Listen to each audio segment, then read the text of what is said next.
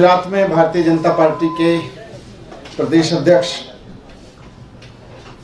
CR Patil ji ने आज एक बयान दिया है।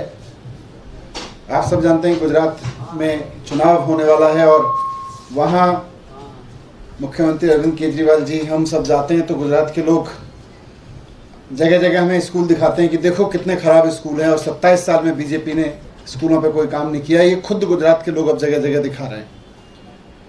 तो जब हम बात करते हैं वहाँ गुजरात में स्कूल की और कहते हैं कि 5 साल में स्कूल बदल सकते हैं, इन्होंने 27 साल में कुछ नहीं किया, तो आज CR पाटिल साहब ने उसके जवाब में कहा है कि कुछ लोग बाहर से आके कह रहे हैं कि गुजरात में स्कूल नहीं बने, स्कूल नहीं बने।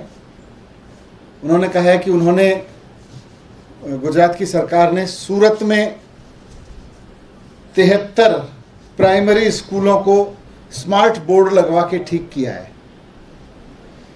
पहले तो ये अच्छा लगा कि अब गुजरात की जनता के डर से, क्योंकि गुजरात की जनता अब स्कूल मांग रही है, तो सरकार के 27 साल खत्म होने के मौके पर अब 73 स्कूल तो आपने ठीक कराए, तो ये अच्छी बात है। लेकिन ये दुख भी हुआ कि 27 साल में भारतीय जनता पार्टी ने केवल 73 सरकारी स्कूल ठीक कराए। मैं डेटा देख रहा था क्योंकि हमने हिसाब लगाया कि गुजरात में कितने दिन में स्कूल ठीक हो सकते हैं। तो मैंने तो गुजरात के कोने कोने में स्कूल देखे हैं, खराब पड़े हैं, सारे सड़े पड़े हैं स्कूल। पढ़ने के लिए फैसिलिटीज़ नहीं है, टीचर्स दुखी हैं कि कोई फैसिलिटी नहीं दे रही सरकार। लेकिन अगर आप 27 साल में 73 सरकारी स्कूल ठीक करते हैं तो गुजरात में 40,800 सरकारी स्कूल हैं। इस रेट पे तो आपको 15,000 साल लगेंगे सारे सरकारी स्कूलों को शानदार बनाने में। तो आप 15,000 साल की बात कर रहे हैं। मैं कहना चाहता हूं कि भारतीय जनता पार्टी का ये फार्मूला बहुत घटिया है कि 27 साल में हम 73 सरकारी स्कूल ठीक करेंगे।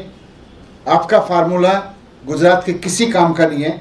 गुजरात की जनता चाहती है कि 5 साल में स्कूल ठीक हों। ये हज़ारों साल इंतज़ार नहीं करना चाहती है गुजरात की जनता। इसलिए आज वो केजरीवाल जी के काम पे यकीन कर रही है, इस बात पे यकीन कर रही है कि अगर केजरीवाल जी दिल्ली के स्कूल ठीक करके दिखा सकते हैं 5 साल में, तो गुजरात के भी स्कूल आम आदमी पार्टी की सरकार 5 साल में ठीक कर सकती है। और हो सकते हैं, 5 साल में ठीक हो सकते हैं। मैं बहुत जगह स्कूल देखने गया था, मैं चाह रहा था आपको भी कुछ स्कूल में दिखा दूं गुजरात के स्कूलों की हालत क्या है। हालांकि जगह जगह मीडिया ने भी बहुत दिखाए हैं। ये डांग का स्कूल है, सरकारी स्कूल है। इस तरह के स्कूलों की हालत है। ये छोटा उदयपुर का स्कूल है, इस तरह से बच्चे पढ़ते हैं वहाँ पे। ये भरूच का स्कूल है। ये खेड़ा डिस्ट्रिक्ट का स्कूल है यहाँ से। ये पंचमहल का स्कूल है। ये कुकसावड़ा का स्कूल है जूनागढ़ का। ये भावनगर का स्कूल है। मैं खुद देखने गया था यहाँ, तो वहाँ पे बहुत बुरी हालत थी वहाँ स्कूल की। वहाँ ये शिक्षा मंत्री जी का स्कूल था, जो शिक्षा मंत्री जी की विधानसभा का, वहाँ के जो गुजरात के शिक्षा मंत्री हैं उनकी विधानसभा के स्कूलों की हालत है। सूरत के स्कूल में ये ऐसे पढ़ाई हो रही है। तो आज उन्होंने जो बयान दिया कि भाई 27 साल में हमने 73 स्कूल ठीक करके दिखाएं, वो भी प्राइमरी स्कूल, तो ये तो अब गुजरात को स्वीकार नहीं है। गुजरात की जनता 5 साल में अपने स्कूल ठीक कराना चाहती है। और हो सकते हैं ये केजरीवाल जी ने करके दिखाया, गुजरात में भी करके दिखाएंगे। पाटिल साहब ने ये भी कहा है कि आप आइए, मैं आमंत्रण देता हूँ स्कूल देखने के लिए। तो मैं पाटिल साहब का आमंत्रण स्वीकार भी करता हूँ, ये अच्छी बात है। मैं पहले भी गया था देखने, आपने खुद भी देखा कि किस तरह के स्कूल वहाँ पे हैं। तो मैं उनके आमंत्रण को स्वीकार करता हूँ। मैं पाटिल साहब से कहना चाहता हूँ कि आप बताएं कब आना है। और शिक्षा मंत्री जी के इलाके से शुरू करेंगे। गुजरात के शिक्षा मंत्री के इलाके में स्कूल देखेंगे और उसके बाद फिर और भी स्कूल देखेंगे, कहाँ आपने ठीक कराएं, कहाँ जनता खराब बता रही है, हर तरह के स्कूल देखेंगे। और उसके बाद मैं रिक्वेस्ट करूँगा कि आप भी दिल्ली आइएगा, हम भी आपको अपने स्कूल दिखाएंगे कि कैसे 5 साल में स्कूल बदलें, और आप भी दिखाइएगा कि कहाँ रह गए और कहाँ बदले हैं। अच्छी बात है कि स्कूल पे बहस हो रही है, स्कूल पे चर्चा हो रही है।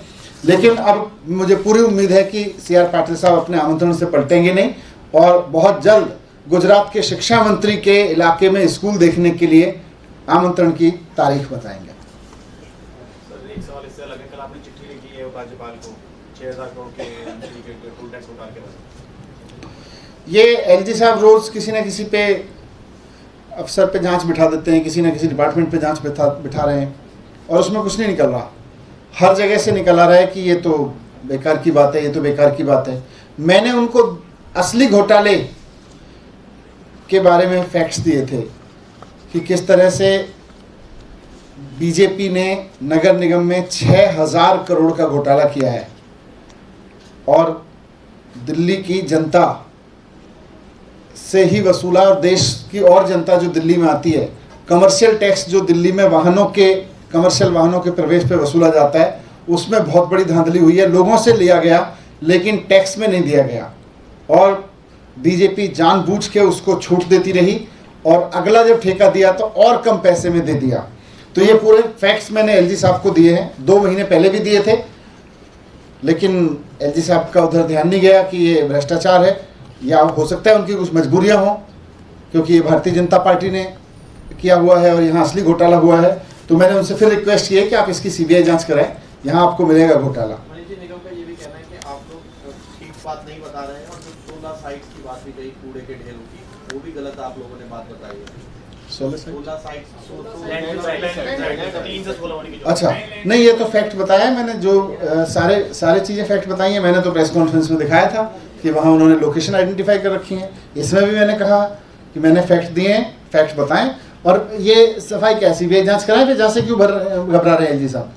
सर, आज राहुल रेवेन्यू कोर्ट में सुनवाई के दौरान सीबीआई ने विरोध तक नहीं किया जुडिशियल कस्टडी में विजय नायर को भेजने का, यानी कि सीबीआई मान चुकी है कि विजय नायर को पूछताछ के लिए कोई सवाल नहीं। देखिए, ये सबको पता है, भारतीय जनता पार्टी एक स्क्रिप्ट लिखती है रोज़, अब रोज़ एक नई स्क्रिप्ट लेके आ जाते हैं ये लोग, तो कुछ हुआ है नहीं, सबको पता है।